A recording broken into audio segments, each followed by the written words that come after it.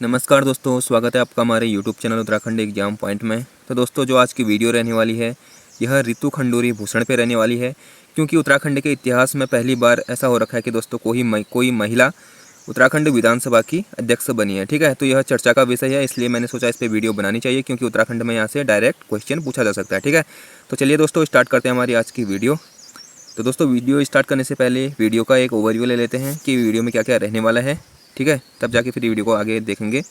तो दोस्तों इसमें हम रितु खंडूरी का सामान्य परिचय देखेंगे कि उनका सामान्य परिचय क्या है, शिक्षा क्या है, ठीक है, और कौन सी पार्टी से बिलोंग करती है, और जो उत्तराखंड 8080 है इससे संबंधित कौन कौन से क्वेश्चन बना सकता है, तो उन्हें भी डिस्कस करेंगे। ठीक है, तो चलिए दोस्तों वीडियो में अंत तक बने रहें और बहुत कुछ जानने को मिलेगा। तो स्टार्ट करते हैं हमारी आज की वीडियो।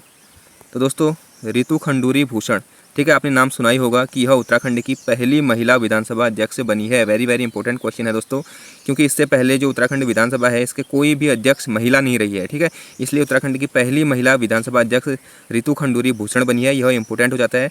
पाँचवीं जो विधानसभा है दोस्तों, जिसके चुनाव 2022 में संपन्न हुए थे, तो उसकी जो पहली महिला अध्यक्ष है वह रितु खंडूरी भूषण को बना दिया गया है। ठीक है, और जो पहले चुनाव हुए थे आपको पता ही है उत्तराखंड में 2002 में हो रखे थे। ठीक है, ये भी याद रखेंगे। और ये जो अभी वर्तमान में विधानसभा है यह 5वीं विधानसभा है, ये भी याद रखेंगे। ठीक है, आपको पता ही होगा दोस्तों, मैंने इससे पहले वाली वीडियोज़ में भी आपको बता रखा है कि जो विधानसभा का गठन होता है वह अनुच्छेद 170 के तहत होता है। ठीक है, विधानसभा का गठन 170 के तहत और विधान परिषद का गठन अनुच्छेद 169 के तहत होता है, ये आप याद रखेंगे। ठीक है, और इसी के साथ उत्तराखंड के जो पहले विधानसभा अध्यक्ष थे उन्हें भी याद रखेंगे, वो थे प्रकाश पंत जी। ठीक है, प्रकाश पंत जी उत्तराखंड के पहले विधानसभा अध्यक्ष थे, जो कि अंतरिम सरकार में बने थे। ठीक है, जो चुनाव नहीं हुआ था दोस्तों, उसमें जो विधानसभा के पहले अध्यक्ष बनाए गए थे वो बनाए गए थे प्रकाश पंत जी को। और जो चुनाव हुआ था दोस्तों 2002 में चुनाव होता है, तो उसमें जो चुनकर आती है पार्टी कांग्रेस दोस्तों, उसके जो विधानसभा अध्यक्ष बनाए जाते हैं वो होते हैं यशपाल आर्य। ठीक है, यशपाल आर्य। आपको पूछा जाएगा कि पहले निर्वाचित विधानसभा अध्यक्ष कौन है। ठीक है, निर्वाचित सरकार के विधानसभा अध्यक्ष, तो आप याद रखेंगे यशपाल आर्य जी हैं। ठीक है, और अगर डायरेक्ट आपको क्वेश्चन पूछ दे कि उत्तराखंड के पहले विधानसभा अध्यक्ष कौन है, तो आप प्रकाश पंत जी को टिक करेंगे। ठीक है, प्रकाश पंत जी, इतना आपको क्लियर हो गया होगा। अब बात करते हैं दोस्तों रितु खंडूरी जी का सामान्य परिचय।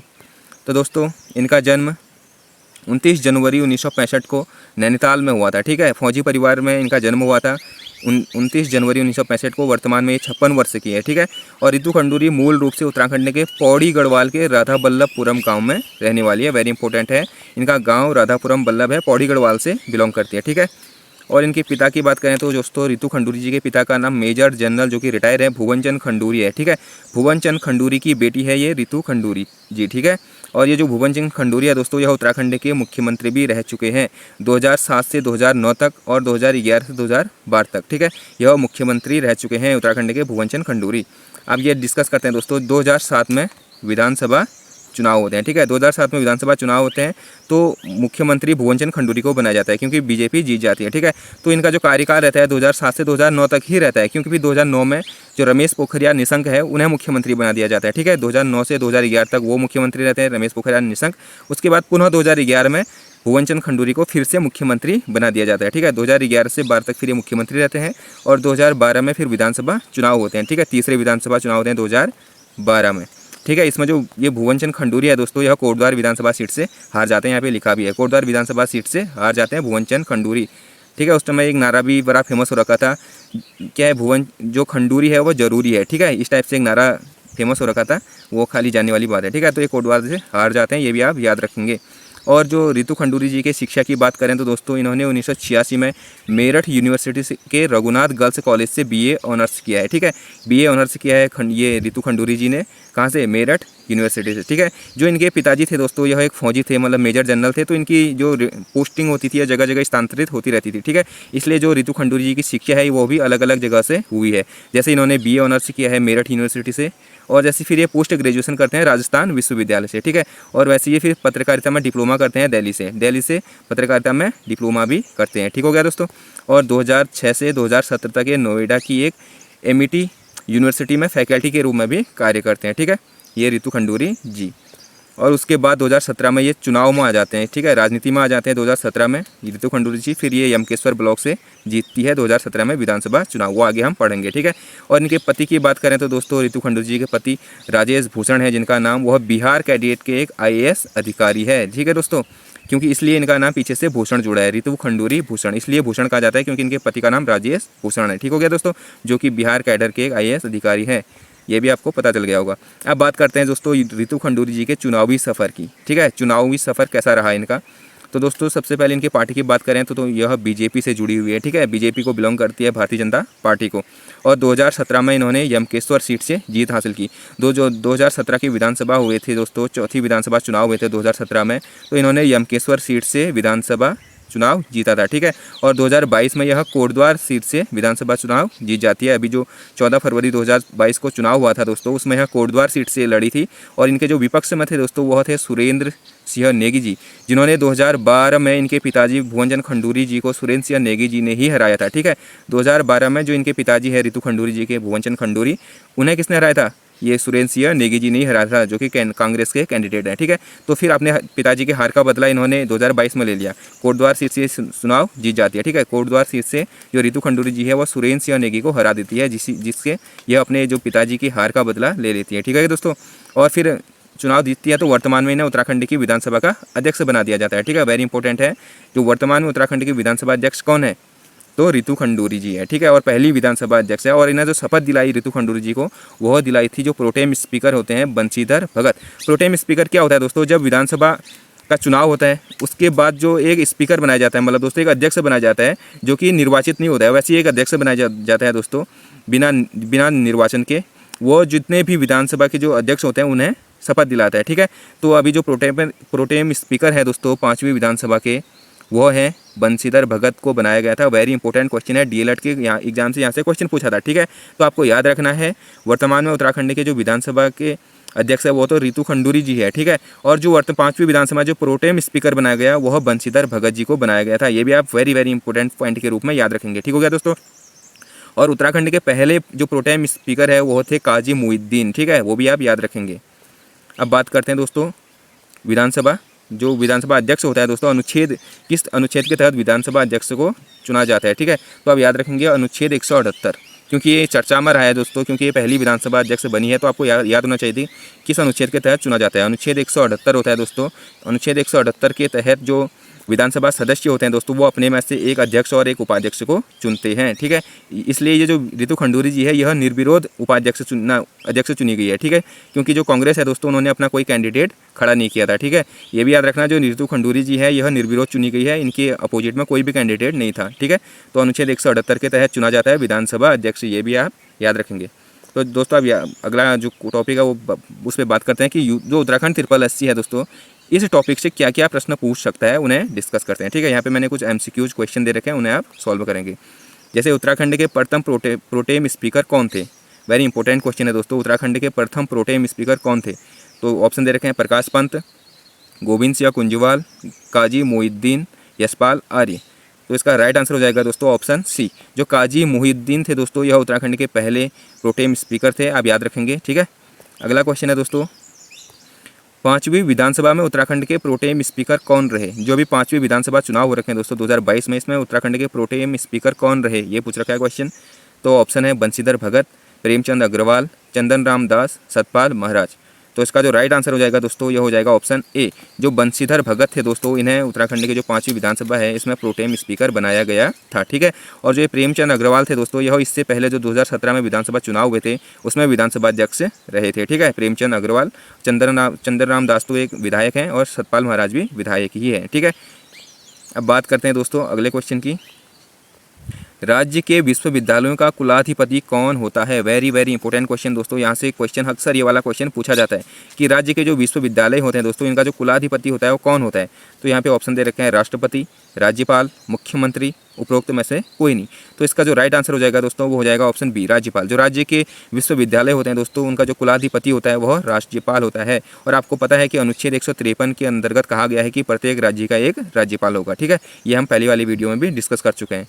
तो अगला क्वेश्चन है दोस्तों, राज्यपाल के द्वारा मुख्यमंत्री को किस अनुसूची के तहत शपथ दिलाई जाती है। फिर से वेरी इंपॉर्टेंट क्वेश्चन दोस्तों, कि जो मुख्यमंत्री होता है दोस्तों, इसे किस अनुसूची के तहत शपथ दिलाई जाती है। तो ऑप्शन है अनुसूची 2, अनुसूची 9, अनुसूची 11, अनुसूची 3। तो इसका जो राइट आंसर हो जाएगा दोस्तों अनुसूची 3, जो इसका राइट आंसर हो जाएगा ऑप्शन डी। तो अनुसूची 3 के तहत जो होता है मुख्यमंत्री को दोस्तों शपथ दिलाई जाती है, क्योंकि अनुसूची 3 में शपथ का वर्णन है दोस्तों, ठीक है। इसमें मुख्यमंत्री, प्रधानमंत्री, जितने भी वो होते हैं दोस्तों, विधान जो संसदीय जो होते हैं, जितने भी मंत्री होते हैं दोस्तों, उन्हें जो शपथ दिलाई जाती है वो अनुसूची 3 में उनका वर्णन है, जो शपथ दिलाई जाती है, ठीक है। ये इंपॉर्टेंट है, याद रखेंगे कि अनुसूची 3 के तहत जो राज्यपाल होते हैं वो मुख्यमंत्री को शपथ दिलाते हैं, ठीक है। और जो अनुसूची 2 है दोस्तों, इसमें जितने भी संवैधानिक पद है दोस्तों, उनके वेतन और भत्तों के बारे में दिया गया है अनुसूची 2 में, ये भी आप याद रखेंगे, ठीक है। और अनुसूची 11 आपको पता ही है दोस्तों, पंचायती राज से संबंधित है, ठीक है, अनुसूची 11। अब आपको बताना है दोस्तों अनुसूची 9, इसका संबंध किससे है, कमेंट बॉक्स में बताएंगे आप अनुसूची 9 का संबंध किससे है, ठीक है। अगला क्वेश्चन है दोस्तों, वर्तमान में राज्य के कितने प्रतिशत भाग पर राजस्व पुलिस व्यवस्था लागू है। वेरी वेरी इंपॉर्टेंट क्वेश्चन, ये क्वेश्चन भी पूछा गया है। तो ऑप्शन है 61%, 62%, 74%, 63%, ठीक है। तो इसका जो राइट आंसर हो जाएगा दोस्तों वो हो जाएगा ऑप्शन ए, 61% जो भाग है उत्तराखंड का, उसमें अभी भी राजस्व पुलिस व्यवस्था लागू है। तो ये राजस्व पुलिस व्यवस्था कब से लागू होती है दोस्तों उत्तराखंड में, 1874 से, ठीक है। किसने लागू की, हेनरी रैमजे ने, ठीक है, जो तत्कालीन क्या थे, कमिश्नर थे, यहाँ के कुमाऊं कमिश्नर थे, ठीक है। उन्होंने 1874 में उत्तराखंड में राजस्व पुलिस व्यवस्था लागू की, ठीक है। और इसमें अभी वर्तमान में जो 61% भाग है उत्तराखंड का, उसमें क्या है, राजस्व पुलिस व्यवस्था लागू है, ये भी आप याद रखेंगे इस वाले क्वेश्चन को भी। अब बात करते हैं दोस्तों, उत्तराखंड में एक साथ 29 नई तहसीलों का गठन कब किया गया है। फिर से वेरी वेरी इंपॉर्टेंट क्वेश्चन दोस्तों, उत्तराखंड में एक साथ 29 नई तहसीलों का गठन कब किया गया। ऑप्शन है मई 2001, मई 2002, मई 2003, मई 2004। तो इसका राइट आंसर हो जाएगा दोस्तों ऑप्शन डी, मई 2004 में मई 2004 में एक साथ 29 नई तहसीलों का गठन किया गया था, ठीक है। ये भी आप याद रखेंगे। अभी वर्तमान में कितने तहसीलें हैं ये भी आपको कमेंट बॉक्स में बताना है, ठीक है। 2 क्वेश्चन हो गए दोस्तों, एक बताना है कि अनुसूची 9 में क्या दिया है, किससे संबंधित है अनुसूची 9, और वर्तमान में कितने तहसीलें हैं उत्तराखंड में, ये भी आपको कमेंट बॉक्स में बताना है, ठीक है। अगला क्वेश्चन है दोस्तों, राज्य की विधानसभा में अधिकतम कितने सदस्य हो सकते हैं। वेरी इंपॉर्टेंट क्वेश्चन, राज्य की विधानसभा में अधिकतम कितने सदस्य हो सकते हैं। ऑप्शन है 60, 250, 500, 70। तो इसका राइट आंसर हो जाएगा दोस्तों ऑप्शन सी, जो राज्य की विधानसभा में अभी अधिकतम 500 सदस्य हो सकते हैं, इसका वर्णन है संविधान में, ठीक है। और न्यूनतम 60 सदस्य हो सकते हैं, अधिकतम 500 सदस्य हो सकते हैं, ठीक है। ये याद रखेंगे आप कि जो राज्य की विधानसभाएं होती है उनमें अधिकतम 500 सदस्य हो सकते हैं और न्यूनतम 60 सदस्य हो सकते हैं, ठीक है। तो अभी वर्तमान में किस राज्य में सबसे अधिक विधानसभा सदस्य हैं दोस्तों, वो है यूपी, उत्तर प्रदेश में, ठीक है। 417 विधानसभा सीट पे वहाँ चुनाव होता है, ये भी आप याद रखेंगे, ठीक है। अगला क्वेश्चन है दोस्तों, और आज का लास्ट क्वेश्चन है, विधानसभा सदस्य बनने हेतु न्यूनतम आयु कितनी होनी चाहिए। वेरी वेरी इंपॉर्टेंट क्वेश्चन कि विधानसभा सदस्य बनने हेतु न्यूनतम आयु कितनी होनी चाहिए। तो ऑप्शन है 18 वर्ष, 21 वर्ष, 25 वर्ष, 30 वर्ष। तो इसका राइट आंसर हो जाएगा दोस्तों ऑप्शन सी, 25 वर्ष। तो विधानसभा का सदस्य बनने हेतु न्यूनतम आयु 25 वर्ष होनी चाहिए। और इसका वर्णन किस अनुच्छेद में है, अनुच्छेद 173 में। जो अनुच्छेद 173 है दोस्तों, उसमें विधानसभा के सदस्यों की योग्यता के बारे में दिया गया है कि विधानसभा सदस्य बनने हेतु कौन कौन सी योग्यताएं होनी चाहिए, वह अनुच्छेद 173 में दिया गया है, ये भी आप याद रखेंगे, ठीक है। तो जो विधानसभा सदस्य बनने हेतु न्यूनतम आयु होनी चाहिए वह 25 वर्ष होनी चाहिए, ठीक है दोस्तों। और जो पंचायती राज सदस्य बनने हेतु न्यूनतम आयु कितनी होनी चाहिए, वो होनी चाहिए 21 वर्ष, ठीक है, 21 वर्ष होनी चाहिए, ठीक है। प्रधान बनने हेतु या जो क्षेत्र पंचायत होता है, BTC मेंबर होता है, ठीक है, तो उनके लिए जो न्यूनतम आयु रखी गई है वह 21 वर्ष रखी गई है। और जो राज्यसभा के सदस्य बनने हेतु या विधान परिषद का सदस्य बनने हेतु कितनी आयु होनी चाहिए, वो होनी चाहिए 30 वर्ष, ठीक है। राज्यसभा और लोकसभा और जो विधानसभा है दोस्तों, उसका सदस्य 25 वर्ष होना चाहिए। और जो विधान परिषद है और राज्यसभा है दोस्तों, उसका जो आयु होनी चाहिए 30 वर्ष होनी चाहिए। और जो पंचायती राज होता है दोस्तों, उसमें आयु 21 वर्ष होनी चाहिए। और जो मताधिकार का जो अधिकार है दोस्तों, वह 18 वर्ष की आयु में 18 वर्ष की आयु अगर आपको हो जाती है तो आप वोट देने का अधिकार आपको मिल जाता है, ठीक है। तो ये आज का क्वेश्चन था दोस्तों। आई होप ये वीडियो आपको अच्छी लगी होगी। अगर आपको वीडियो अच्छी लगी है तो इसे लाइक करें, और वीडियो देखने के लिए थैंक यू। अगर आपको लगता है कि इससे कोई आपको कोई लाभ हो रखा है, ठीक है, आपको कोई बेनिफिट हो रखा है, तो आप चैनल को सब्सक्राइब करें, ठीक है। ऐसी वीडियो और जो करंट अफेयर से संबंधित, उन्हें कैसे पढ़ा जाता है, उनसे संबंधित क्वेश्चनों को कैसे निकाला जाता है, अगर आपको ऐसी क्वेश्चन चाहिए और करंट अफेयर पे आपकी पकड़ मजबूत चाहिए तो दोस्तों आप इस चैनल को सब्सक्राइब करें, ठीक है।